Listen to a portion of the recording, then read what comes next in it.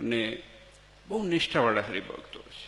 નિષ્ઠાવાળા હરિભક્તો કારણ કે દેવ સિવાય એને બીજી કોઈ માથાકૂટ નથી અને એટલે જ સુખી થયા છે. ભગવાનના થઈને રહ્યા ને, જ્યાં ગયા ત્યાં ભગવાનના થઈને રહ્યા એટલે સુખી થયા. એ બધે એ સાર્વજનિક સત્ય છે, ઇટર્નલ ટ્રુથ, સનાતન સત્ય જે ગણો હોય. જે ભગવાનનો થઈને રહેશે એ હંમેશા સુખી થશે, કારણ કે ભગવાન એનું ધ્યાન રાખે છે. એટલે આપણે ખૂબ તકેદારી રાખવાની છે, કારણ કે આપણને મળેલા ભગવાન એ ભગવાનના કાજે આપણે શું કરી શકીએ છીએ, આપણી ક્ષમતા શું છે, આપણી તાકાત શું છે? કંઈ તાકાત નથી. તમારી ને મારી કોઈ તાકાત છે નહીં કે આપણે આ ભગવાન માટે કંઈ કરી શકીએ. પણ કાલાવાલા થાય ભગવાનને અર્થે આપણે શું કરી શકીએ, પણ ભગવાનના થઈને રહીએ એ મહત્વની બાબત છે. ભગવાનની વૃત્તિમાં રહીએ એ મહત્વની બાબત છે. આજે બંસીભાઈ એના પરિવાર તમે બધાએ ખૂબ લાભ લીધો. રસ્તામાં આવતો બંસીભાઈને મેં કીધું આ બધા હરિભક્તો તમારા ઘણા બધા આવ્યા છે, 500 જેટલા હરિભક્તો આવ્યા છે, સંતો કેટલા બધા આવ્યા છે, અને અવિસ્મરણીય આ ઉત્સવ તમારા માટે થઈ જશે. તો એ ખૂબ આનંદ થાય કે જ્યારે મૂળભૂત આપણા મહારાજે પ્રસ્થાપિત દેવોના મંદિરમાં આવો લાભ મળે. આ તો બહુ ભાગશાળીને ન મળે આ વસ્તુ. આવો લાભ છે ને ભાગશાળીને ન મળે. આવો લાભ ભગવાનની કૃપા હોય ને તો મળે. એટલે ભાગશાળી તો આંટા મારે, એનું પૂરું ન થાય. પણ આ ભગવાનની કૃપા જ્યારે ભેગી થાય ને તો કામ બધું પાર પડે છે. એટલે ભગવાનની કૃપા વગર જિંદગીમાં કંઈ થાય એમ નથી. અને એની સાથે સાથે કેટલા બધા હરિભક્તો, મને એ આનંદ થયો કારણ કે મેં બંસીભાઈને કીધું કે તમે આવ્યા હતા એની સાથે આટલા બધા સંતો હરિભક્તો લાવ્યા તો ઘણા લોકોને ઘણા બધા વર્ષો પછી મળવાનું થયું. તો એ બધા હરિભક્તો સંતોને મળીને ખૂબ આનંદ થયો. અને જ્યારે નારાયણ દેવના સાનિધ્યમાં બેસી અને કથાનું શ્રવણ અને ભજન કીર્તન અને ભક્તિ કરવાનું થાય તો એ અવશ્યપણે એક અદ્વિતીય આપણા માટે લાભ છે. હમણાં જ સ્વામીએ વાત કરી કે મન સ્વામીએ વાત કરી કે અમદાવાદ વડતાલ દેશ એ એકતાની વાત છે, ગરિમાની વાત છે. એ એકતાને ગરિમા સાચવવાની જવાબદારી આપણી છે. વાત થઈ એટલા માટે કહું છું. અને હું બંધ બારણે વાત કરવા વાળો માણસ નથી. હું બંધ અંદર જે વાત કરીશ એ જ વાત બહાર કરીશ. રૂમમાં વાત કરીશ એ જ વસ્તુ વાત કરીશ. સૌ પ્રથમ આ કણબી દુનિયા બેઠી છે, અહીંયા કચ્છ 24ની દુનિયા બેઠી છે. અમને ગર્વ થાય અમદાવાદ દેશના હોવાથી અમને ગર્વ થાય કે આજે 50 વર્ષ ઉપર જો કેન્યાની અંદર હરિભક્તો અહીંયાથી ગયા અને મંદિર કર્યા તો એ પૂર્વ આફ્રિકાના મંદિરની અંદર લક્ષ્મીનારાયણ દેવનું સ્થાપન આ હરિભક્તોએ કરેલું છે.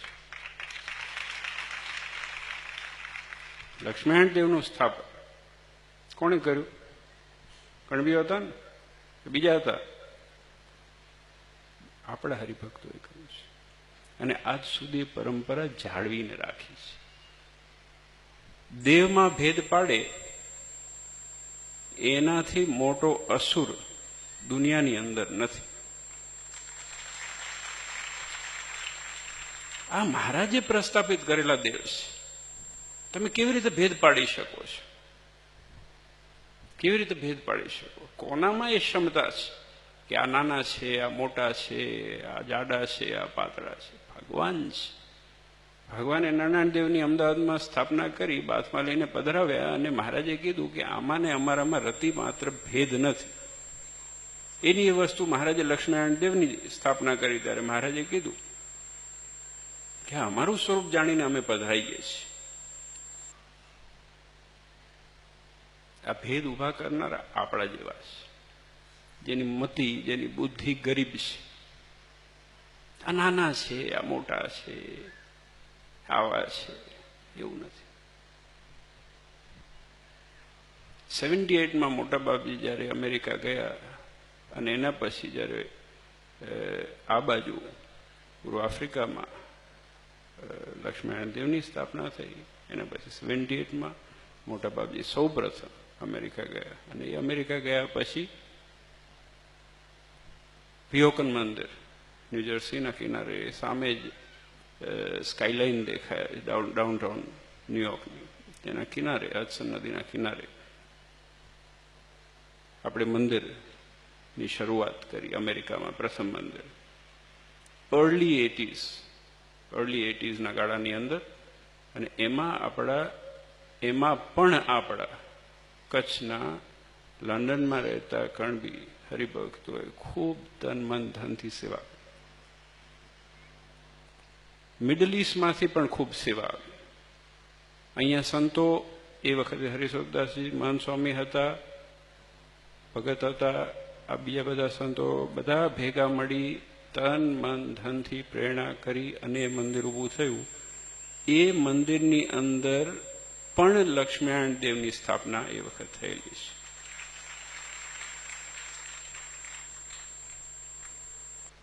અમે ખાલી અંતરમાં ભગવાન રાખવા માનીએ નહીં. દેશમાં વિદેશમાં બધી જગ્યાએ જેમ નરનારાયણ દેવ છે એમ લક્ષ્મીનારાયણ દેવને પધરાવ્યા જ છે. અમારા માટે જેટલા નરનારાયણ દેવ ઉપાસ્ય છે, ઈષ્ટ છે, પૂજ્ય છે, એટલા લક્ષ્મીનારાયણ દેવ છે. પણ તકલીફ જે લક્ષ્મીનારાયણ દેવના નથી એની છે. બહુ સીધો સિદ્ધાંત છે. અમને જો પેટમાં દુખતું હોય તો લક્ષ્મીનારાયણ દેવ જોડે અમે જો ભેદ પાડીએ તો અમારા જેવા તો નરકમાંય ન ચાલે. તકલીફ ત્યાં છે કે જે લક્ષ્મીનારાયણ દેવના નથી અને એના નામથી તમે જાણો છો બંસીભાઈ, વહીવટ કરી ચૂક્યા છો.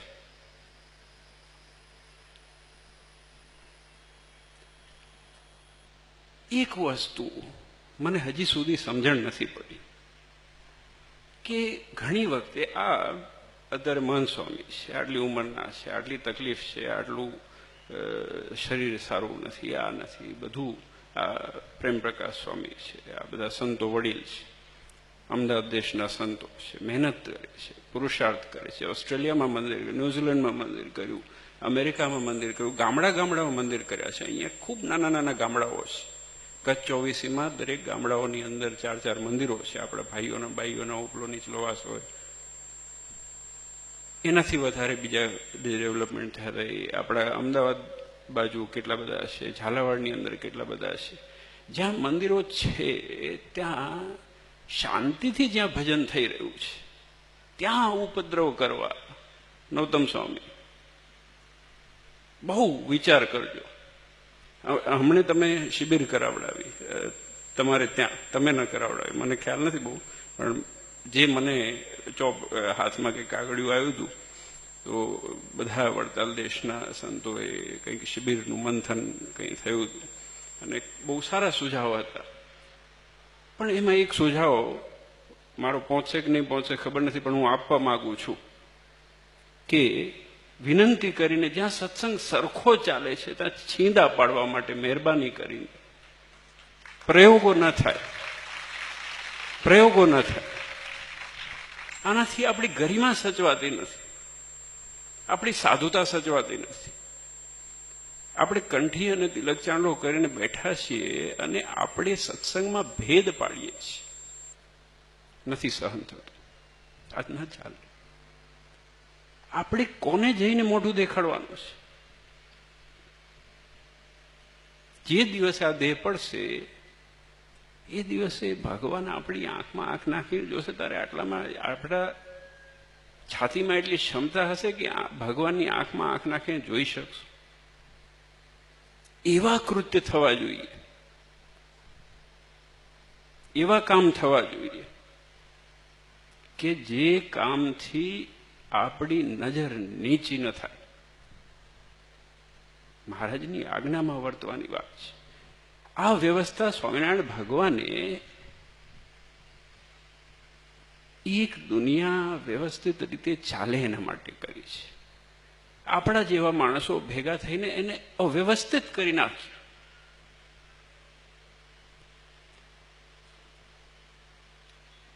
આપણે મહારાજની આજ્ઞામાં દાખલો પૂરો કરવામાં ક્યાંક નબળા પડીએ છીએ, ક્યાંક સમજણમાં ખોટ છે. નહીં તો એના એ શાસ્ત્ર મહારાજે વડતાલમાં આપ્યા છે, જે અમદાવાદમાં આપ્યા છે, એના એ વચનામૃત છે, એના એ સત્સંગી જીવન છે, એના એ ભૂષણ છે. આપણી શિક્ષાપત્રી જુદી નથી ને, કે છે અમારે 219 છે, તમારે 223 છે. આપણે બધા સરખા છીએ, એક બાપના છીએ. એક બાપના થઈને હા ક્યાંક નાની મોટી સમજણમાં ફેર હોય, પણ જો અમદાવાદ દેશમાં અત્યારથી લઈ અને પહેલાથી લઈને એના પહેલાથી લઈને હંમેશા જતું કરેલું છે. હા, એક વસ્તુમાં જતું નથી કર્યું કે સિદ્ધાંતો જ્યારે લઈને આવશે ત્યારે એ સિદ્ધાંતોમાં જતું નહીં કર્યું, પણ જતું કર્યું છે અને હજી પણ તૈયાર છે અને આગળ પણ તૈયાર રહીશું. પણ પહેલ એ બુદ્ધિશાળી જીવોએ કરવી પડશે. અત્યારે મન સ્વામી વાત કરી કે આ બધું સરખું લાગે છે, સરખું ઉપરથી લાગે છે, સરખું ઉપરથી લાગે, સ્પષ્ટ કહું છું. અને આનંદ છે બાબતનો કે આ હરિભક્તો કારણ કે ખંભાતના છે ને એટલા માટે કે દેવથી વળગેલા છે, એટલા માટે આ બધા આવ્યા છે. એમના ગુરુએ એને એ માર્ગદર્શન આપ્યું છે, એ શિક્ષણ આપ્યું છે કે આપણે દેવનું હોય ત્યાં જ. મેં ગોવિંદ સ્વામી પહેલી વખત આવ્યા ત્યારે વાત કરી હતી. મેં કીધું આ સમુદાય હરિભક્તોનો એવો છે, કદાચ ખબર નહીં મને કયા ગામમાં હતો, પણ આ સમુદાય હરિભક્તોનો એવો છે કે અમદાવાદ દેશમાં કોઈ હરિમંદિર થતું હોય, કોઈ પણ મંદિર થતું હોય, એની પાસે જઈને કે અમારી સેવાની જરૂર છે. એમ તમારે સેવાની જરૂર છે? કોનું મંદિર છે?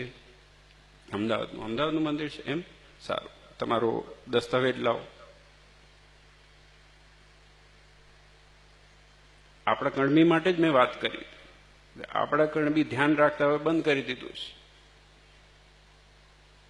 તમારે ખરેખર ખૂબ ઘટકો રાખવાની જરૂર છે.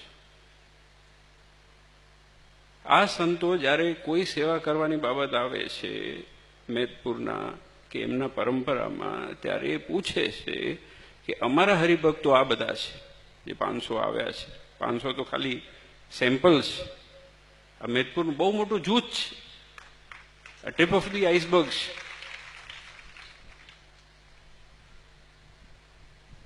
તો એને પહેલો પ્રશ્ન પૂછે છે કે તમારું મંદિર છે દેવનું છે? દેવનું છે. હા, દેવનું છે. પણ એમાંથી ન માની લે. તમારો દસ્તાવેજ આપો, તમારા કાગળ આપો, તમારી રસીદ આપો. હા, જો સેવા લઈ જાઓ. દેવનું છે તો સેવા કરે છે.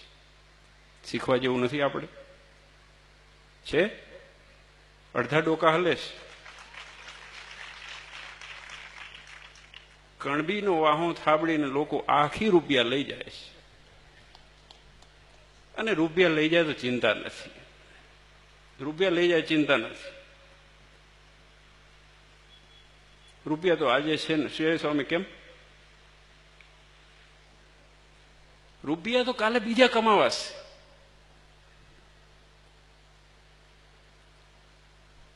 શિક્ષાપત્રીમાં મહારાજે કીધું સ્ત્રીયા ધનસ્ય વા પ્રાપ્તે સામ્રાજ્યસ્યાપી વા ક્વચિત મનુષ્યસ્ય દુઃખસ્યાપી હિંસા કાર્યા ન સર્વથા. સ્ત્રી ધન સ્ત્રીયા ધનસ્ય વા પ્રાપ્તે સામ્રાજ્યસ્યાપી વા ક્વચિત. સ્ત્રી ધન કે સામ્રાજ્યના અર્થે મનુષ્ય માણસ તું કદાપી કોઈ દિવસ હિંસા ન કરતો. તો આ શ્રદ્ધાની હિંસા છે.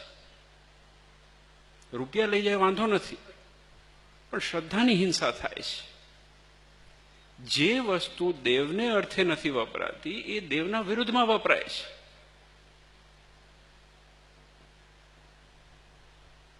આજે એક પોચ આપ્યા વગર તમે એક બોરી અનાજ કોઈને આપ્યું તો એ કેના પેટમાં જશે? જે દેવને ગાળો દેશે એના માટે પેટમાં જશે. બહુ વિચાર કરવાની જરૂર છે. સુજ્ઞ છો, સમજુ છો. આપણે આ વિસ્તાર કે આ બ્રિજ નજીક લાવવાનો છે. આપણે મહારાજના દીકરા છીએ. એક શિબિર એવી પણ થાય આપણા વડતાલ દેશની અંદર, કે જેમાં એક ચિંતન, એક મનન, આ બધા ડિસ્ટન્સીસ કઢાય. આ નથી, આ ક્યાં જઈને છેડા, આનો છેડો ક્યાં છે? અને સરવાળે એ નથી સમજ. હમણાં જ સ્વામી વાત કરી, સરવાળે કોણ કોનું લઈ જાય છે, કોણ કોનું લઈ જાય છે. ત્યારે આપણા સત્સંગની અંદર આપણા દેવને અર્થે થાય એવા આપણે પ્રયત્ન કરવાના.